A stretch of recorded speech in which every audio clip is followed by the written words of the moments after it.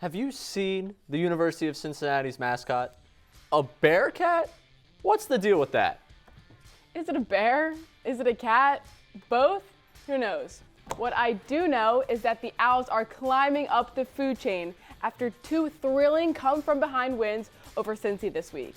Just a day after the men's team erased a 14-point deficit, the women's team erased a 15-point deficit. We'll have more. Courts in session.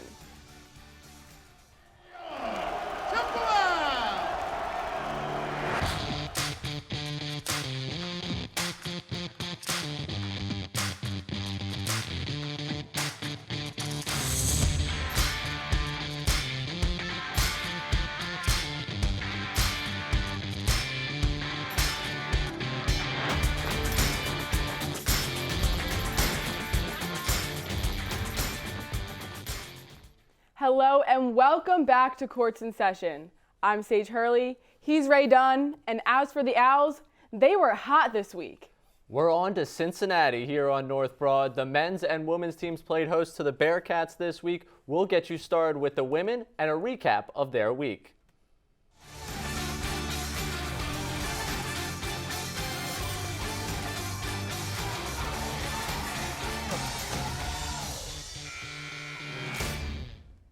The women went 1-1 in two highly contested conference matchups this past week against USF and Cincinnati. On Wednesday, the Bearcats came to Broad and they left with a loss. The Owls kept it close in the first quarter, but fell behind when Davis and Williamson were benched due to foul trouble.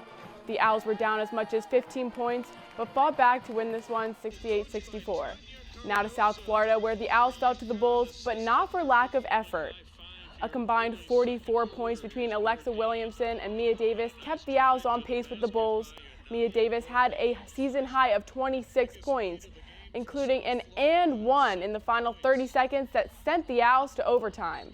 But it just wasn't enough. The Owls led the Bulls on a 10-2 run in the extra 5 minutes to win the game 67-75. Instead of breaking out the calculator each week, we've devised a tracker to keep you updated on Mia Davis's progress towards becoming the highest scorer in program history. Davis has scored 48 points since our last show. That means she's just 49 points away from breaking Marilyn Stevens' record of 2,194 career points. That was set almost 40 years ago. Now, we've been on Mia Davis watch the last few weeks to see when she might break the all-time scoring record. We are now just 49 points away, as you said. It's time to crunch the numbers. Since Davis arrived on North Broad way back in 2017, she's averaged 16.8 points a game. If she scores at least 16 points on a game on the road against Memphis and UCF, which is likely, I think her return to Broad February 2nd will be one for the books. In the interest of a difference of opinion, let's get nuts. I think she plays a big game against Memphis on Saturday and has herself in a decent spot to break it on January 31st at UCF. Of course, we'd like to see it happen at home, but why not take the title for a little party at Disney? She'd already be in Orlando.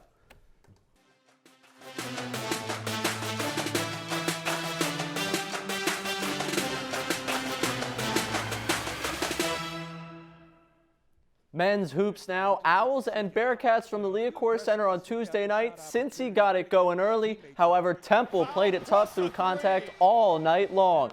Zach Hicks from three and the foul. Jeremiah Williams, you're looking at 2 of his 3-and-1 opportunities throughout the game. He finished with 15. Late stages, Owls need a big shot. Who else? Damian gets it done. He lifts the Owls once again to secure the Owls' 61-58 win over Cincinnati. We just did a lot of uncharacteristic things early on, especially just, turning the ball over and, allowing those guys to get out in transition. But we got ourselves together. I thought we did a fantastic job of guarding them and guarding their best players. And we just took away what those guys, strength was, and that was, shooting the 3-ball. They made some. There were some tough threes that they made, but we were there. We contested, and we just made it difficult for them. I've become, so comfortable, and it's all due to the trust and respect of my teammates. I think they believe in me to have the ball in my hands and make big plays, in those big moments. And I think those guys believe in me more than I believe in myself sometimes, which is crazy to say. The Owls are on a 4-game win streak, and we need to talk about what this team's keys, or should I say McKeys, to success have been as of late. For me, it's obvious, and that's staying in control when it counts. The Owls have won each of the last 4 games by 5 points or less. The wins have been close, but Hurley Dunne has maintained his hot hand in the last moments of the game, and that has made all the difference. I agree. My McKee is their ability to win games in different ways. Look at the Cincinnati game. They played a bad offensive game, but locked in defensively and were aggressive on the boards. Against Tulsa, they turned the ball over 19 times, but were able to use a similar plan of attack to beat Tulsa.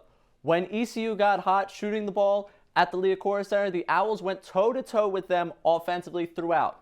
I don't think we've seen the best of this Owls team yet. They've turned in some great performances on each end of the floor, but if they find a full 40 minutes, it's going to be impressive. What is already impressive for the Owls are these conference standings. The men's team has leapt into the top 3, winning 4 straight conference games for the first time since 2019. Saturday's opponent for the Owls, the SMU Mustangs, haven't been horsing around. Their big win over USF on Wednesday night have them with the same number of conference wins as the nationally ranked Houston Cougars, moved up to 7th in the latest poll. Part of the reason Houston made the jump to 7 was their siege of the ECU Pirates last week, who the Owls will play on Wednesday. Let's move on to the women, who have won 4 of their last 5 games, landing them at 3rd in the conference. Teams from the Sunshine State have dominated the AAC so far. UCF and USF sit firmly at the top, tied for 1st. As we've discussed, Temple is scheduled to head over to Florida on Monday to take on the Knights. That means an Owls win could bump them into the top spot. Owl Sports Update's AJ Patel is at the studio set with a closer look. Thanks, Ray. The women's and men's team are set to continue conference play this Saturday. The women's team is on the road playing the Tigers down in Tennessee. Mia Davis is only 49 points away from breaking the milestone. Davis looks to lead the team in scoring for the 8th straight game. The team then travels to Orlando to take on the UCF Golden Knights on Monday, the 31st. Winning both of these games gives Temple the potential of being tied for the #1 spot in the AAC rankings.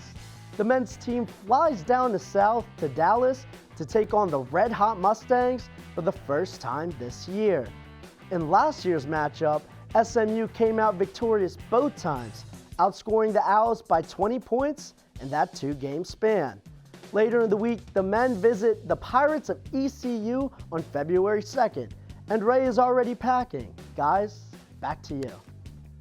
Thanks, AJ. Yes, I've got 2 words: road trip. This time next week, I'll be a well-traveled man. Get ready for a segment of Ray on the road as I make the trip to Greenville, North Carolina for the men's basketball matchup with the Pirates. Hey, I've got the seatbelt on, but I do look like Jim Carrey in the movie Ace Ventura: Pet Detective. Look for my reports from North Carolina and look for Sage to own the news desk next week in our next episode of Courts in Session.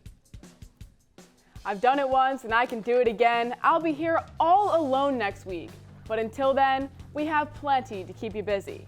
Check out our sports brief on Monday, Owl Access Pass with Lindsay Moppert on Tuesday, our flagship live show with Emily Cochran and Max Grasula for their first time on desk on Thursday, and then I'm back to wrap up the week on Friday. This has been as fun as trying to watch someone spell Cincinnati correctly on their first try, but that's all we have for today's show.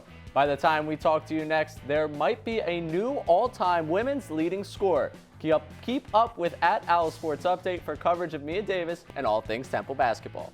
I still haven't found my gavel, but for now, I'm Sage Hurley, he's Ray Dunne, and this court is adjourned.